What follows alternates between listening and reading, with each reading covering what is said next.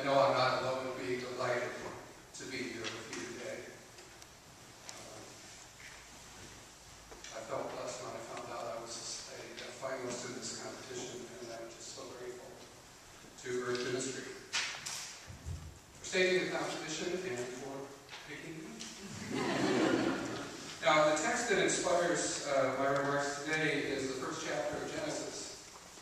And unfortunately, I don't have time to read you the whole story, so I'll just trust that you have working knowledge of that chapter. Every culture addresses the mystery of creation in its mythology. Where did we come from? How did we get here? How did we relate, or how do we relate to the rest of the natural world? The first chapter of Genesis is a litany of the creation of all things under heaven. As the last line goes, such is the story of heaven and earth where they were created. It is the origin story of the ancient Israelites. It is their sacred story, passed down through countless generations, orally and written.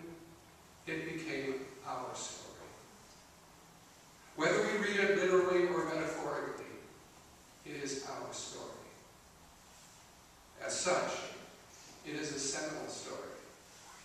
It shapes our view of the world. Our interpretation of it affects the meaning we derive from our world and our behavior in it. Taken one way, we may assume an anthropocentric, imperial worldview.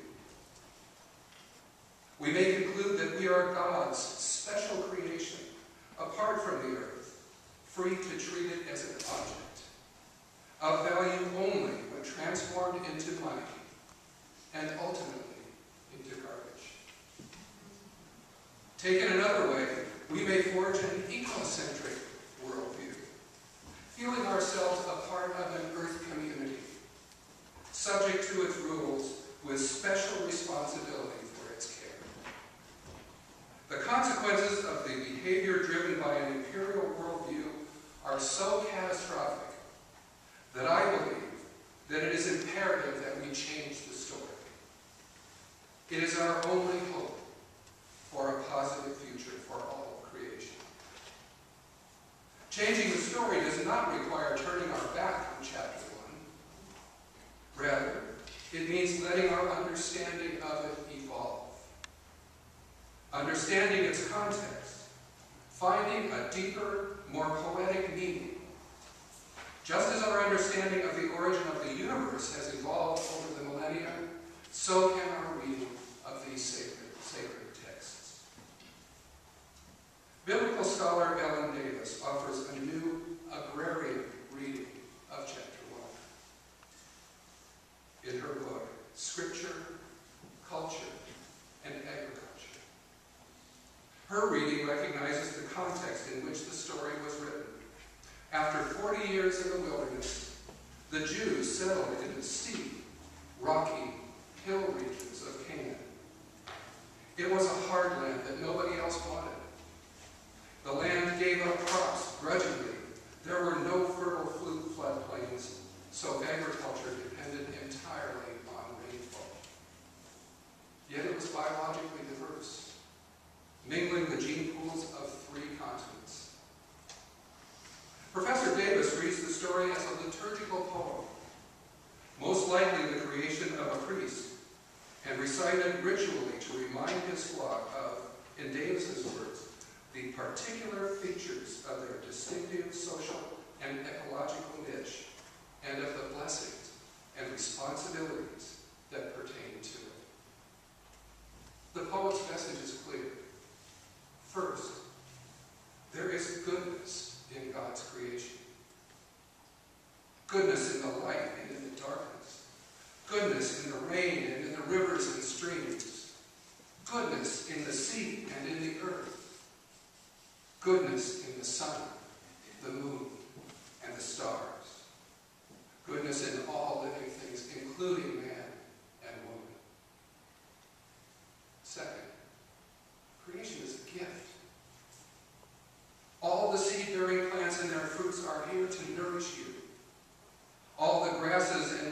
plants are here to nourish other creatures.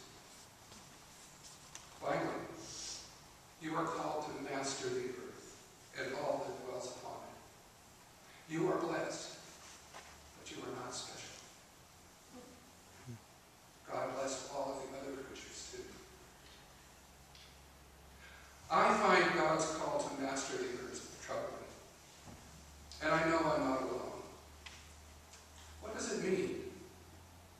I don't read Hebrew, so I don't know the alternative meanings of the verb translated as to master. The best I can do is seek guidance from my Webster's dictionary. And there I find 3 alternative definitions. The first one is to conquer, to rule or subdue. The second is to become skilled or proficient in the use of. And the third is to gain a thorough understanding of.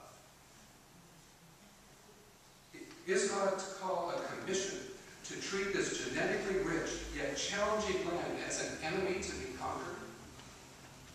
An arrogant, imperial orientation?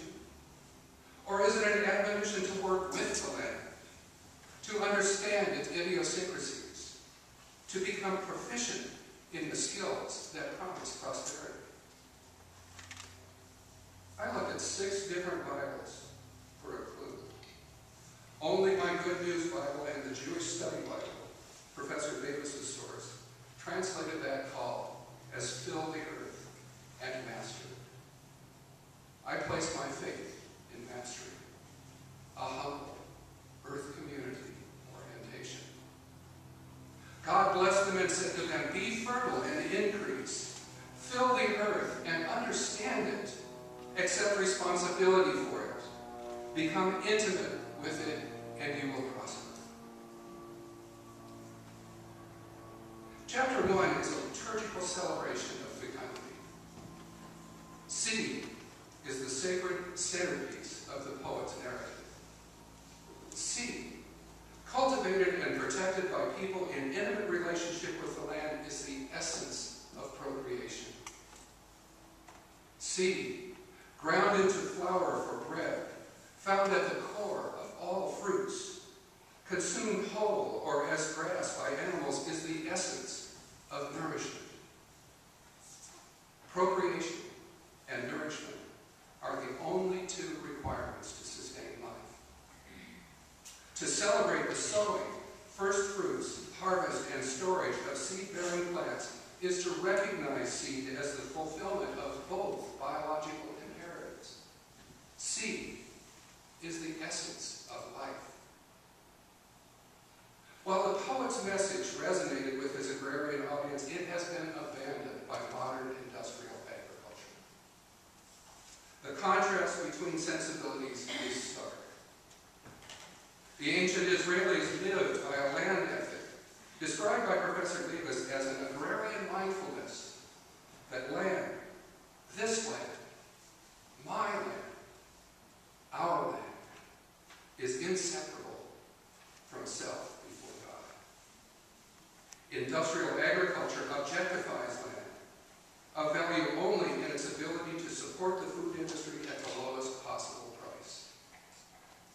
The true cost of industrial farming, erosion, pollution, decimation of genetic vigor, unpaid carbon debt, is irrelevant. The good news is that we, the people, have become interested in food again. And we appreciate that food is more than fuel. It is a web of relationships and a cause for humility and gratitude. The web of relationships begins with sunlight. Plants alone in creation can transform sunlight into protein and sugar, grow food and go food. Animals, herbivores, and omnivores eat plants. Life emerges from death. Plant bodies become animal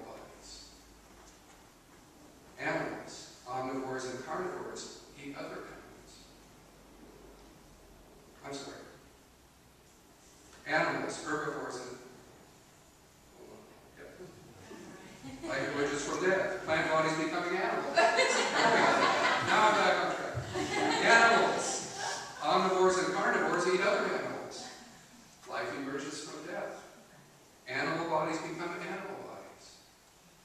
Plants and animals die and return to the earth. Life emerges from death. Animal and plant bodies become fungus and microbial bodies. Agrarian farmers manage and optimize the transformation of sunlight into food.